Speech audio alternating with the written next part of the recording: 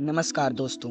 आज हम ईशावास्य उपनिषद का अध्ययन आदि शंकराचार्य के प्रमाणिक भाष्य के आधार पर प्रारंभ कर रहे हैं। इस प्रस्तुति में हम मूल मंत्रों को पूर्ण रूप में रखेंगे, उनमें कोई परिवर्तन या संक्षेप नहीं करेंगे और अर्थ को शंकराचार्य की अद्वैत वेदांत दृष्टि के अनुसार स्पष्ट करेंगे, ताकि शास्त्रीय परंपरा की प्रामाणिकता बनी रहे और श्रोता सही भाव को समझ सके।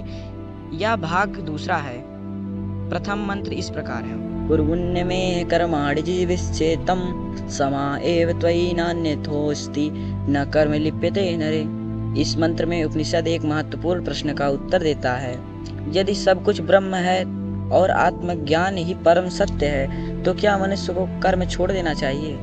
शंकराचार्य इस मंत्र की व्याख्या करते हुए स्पष्ट करते हैं कि यह उपदेश उन लोगों के लिए है जो अभी आत्मज्ञान की अवस्था तक नहीं पहुँचे हैं और जिनकी पहचान अभी भी देह और कर्म से जुड़ी हुई है। मंत्र कहता है कि मनुष्य को यहाँ कर्म करते हुए ही 100 वर्ष जीने की इच्छा करनी चाहिए। इसका अर्थ यह नहीं है कि कर्म ही अंतिम लक्ष्य है, बल्कि यह कि जब तक आत्मज्ञान प्राप्त नहीं होता तब तक वेद विहित कर्मों का पालन करते हुए जीवन जीना चाहिए।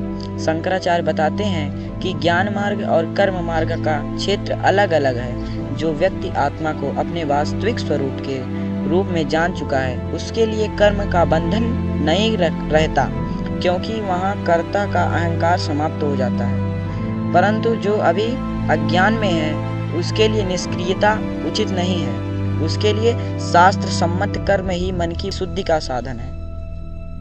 न कर्म लिप्यते नरे का अर्थ है कि यदि कर्म शास्त्रानुसार और फल शक्ति के बिना किया जाए तो वह बंधन का कारण नहीं बनता। शंकराचार्य स्पष्ट करते हैं कि ऐसा कर्म अंततः ज्ञान की प्राप्ति के लिए भूमि तैयार करता है। इस प्रकार यह मंत्र कर्म को अंतिम सत्य नहीं बताता, बल्कि उसके आत्मज्ञान की ओर ले जाने वाला साधन बताता है। यहाँ उपनिषद संतुलन स्थापित करता है।